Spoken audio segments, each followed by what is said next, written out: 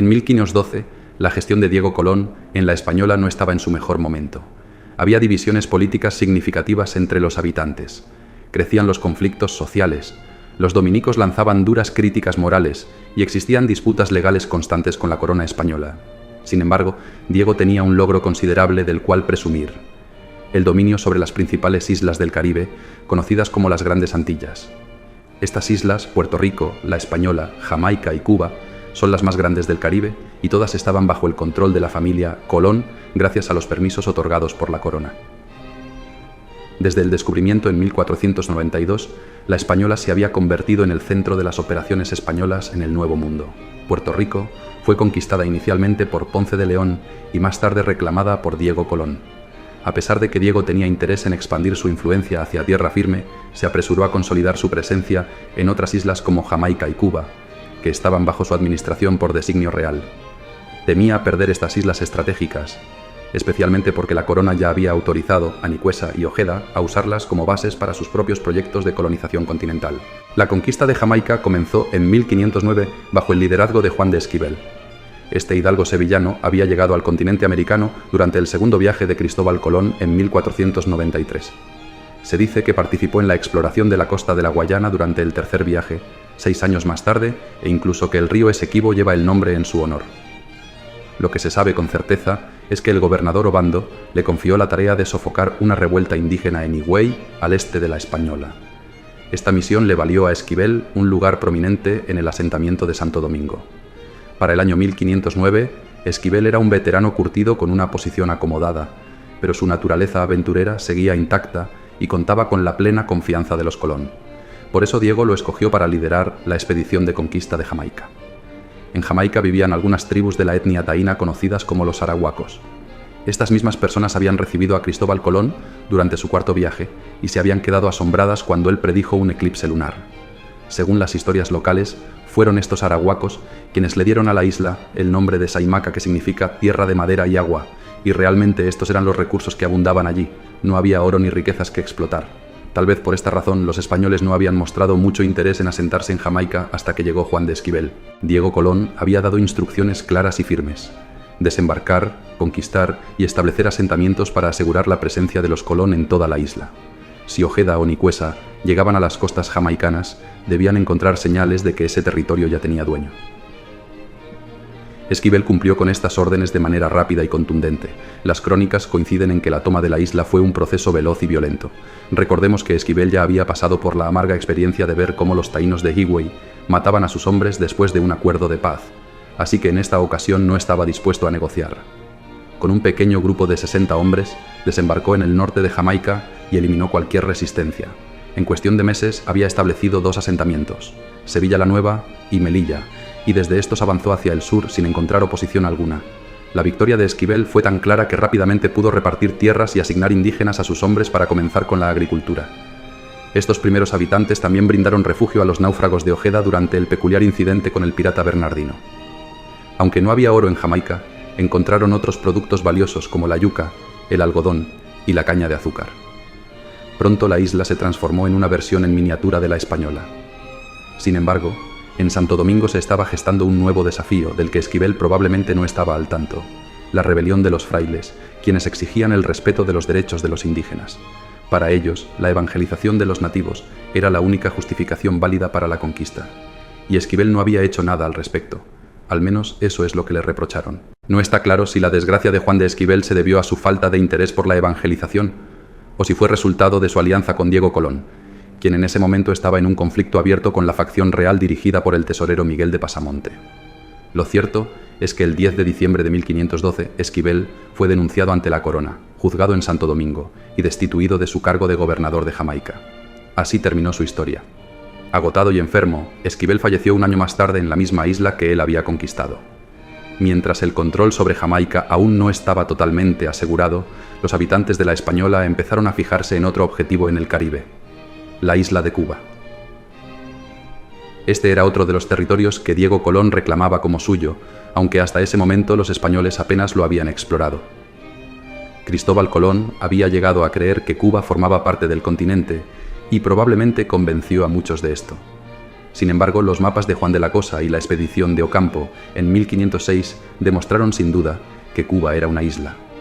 Desde entonces, sus costas se convirtieron en un lugar de refugio para quienes huían, ya fueran caciques escapando de la Española o españoles en conflicto con la justicia, primero bajo Obando y luego bajo Diego Colón. En 1511, Diego Colón decidió que era el momento de tomar el control de Cuba, apenas unos meses antes de que estallara la rebelión de los frailes en Santo Domingo. Para llevar a cabo esta misión, eligió a un militar de renombre, Diego Velázquez, un veterano que había participado en la reconquista de Granada y las guerras en Nápoles.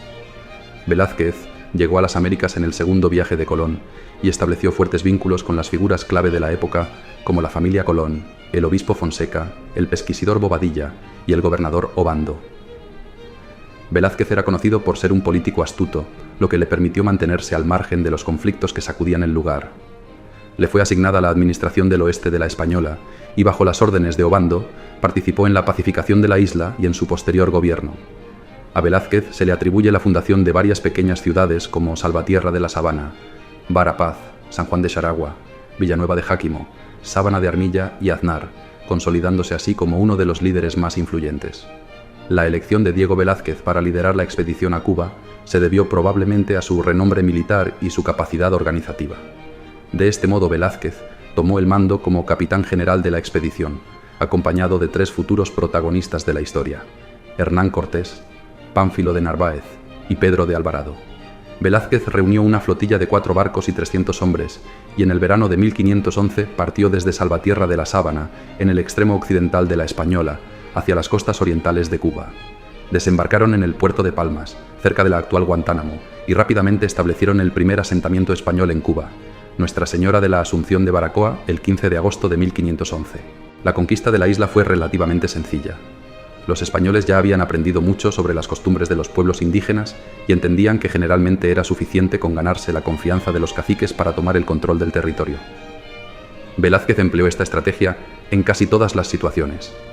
La única resistencia notable surgió en la región de Maicí, donde el cacique Hatuey, un refugiado de la Española, se atrincheró con un grupo de indígenas siboneyes y empleó tácticas de guerrilla contra los españoles. Sin embargo, Hatuey estaba aislado y pronto fue traicionado por otras tribus, capturado y, según las crónicas, ejecutado por órdenes de Velázquez. Este hecho fue duramente criticado por Fray Bartolomé de las Casas, quien condenó enérgicamente la crueldad del acto. A partir de entonces, la campaña se convirtió más en un ejercicio de negociación que en un conflicto armado. Velázquez dejó las operaciones militares en manos de Pánfilo de Narváez y unos pocos soldados, mientras él se centraba en pactar con los caciques, organizar el territorio recién conquistado y fundar nuevas ciudades. Un incidente particular relacionado con Narváez sigue siendo un misterio: la masacre de Caonao, donde una pequeña avanzada española mató a cientos de indígenas sin una causa clara. Este hecho es desconcertante, ya que contrasta con el tono generalmente pacífico de la conquista de Cuba. La magnitud de la matanza es sorprendente, dado el pequeño número de soldados involucrados. La única fuente que relata este evento es Bartolomé de las Casas, quien no ofrece explicación alguna sobre las causas, dejando el suceso como un enigma sin resolver. En pocos meses se fundaron las primeras 7 ciudades de Cuba. Después de Baracoa se establecieron San Salvador de Bayamo, Santiago, que se convirtió en la capital, Trinidad, Sancti Spiritus, Santa María del Puerto del Príncipe y finalmente San Cristóbal de la Habana. En Trinidad se asentaron Alvarado, Las Casas y Grijalba. Sancti Spiritus fue confiada a Hernández de Córdoba, Sandoval y Portocarrero. Todos ellos recibieron instrucciones claras: poner las tierras en producción, criar ganado y aprovechar las vetas de oro descubiertas en la región. Los indígenas serían la principal fuerza de trabajo, como había sido costumbre hasta entonces. Velázquez fue pronto reconocido como el gobernador legítimo de Cuba. Hernán Cortés, quien había estado desempeñando funciones administrativas para él, fue designado alcalde de Baracoa, y más tarde se le asignaron nuevas responsabilidades en Santiago. Desde este momento, la relación entre ambos hombres se tornaría complicada y llena de tensiones, lo cual influiría significativamente en los eventos futuros. Hacia mediados de 1514, Cuba estaba totalmente bajo control español y todas las islas de las Grandes Antillas habían sido oficialmente incorporadas a la corona. Mientras tanto, algo de gran importancia estaba ocurriendo en Panamá. Los españoles habían fundado en ese lugar la ciudad de Santa María, la Antigua del Darién, la primera ciudad verdaderamente establecida en tierra continental en la que Núñez de Balboa se había consolidado como el líder indiscutido. Balboa se había mostrado como un gobernante prudente.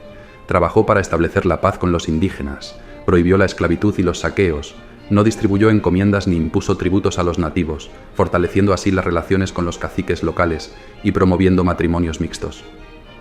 Esta política logró que los indígenas suministraran alimentos a los españoles, garantizando la estabilidad del asentamiento. Pronto los españoles del Darién ganaron fama por poder recorrer 100 leguas alrededor de la Antigua sin temer a los indígenas.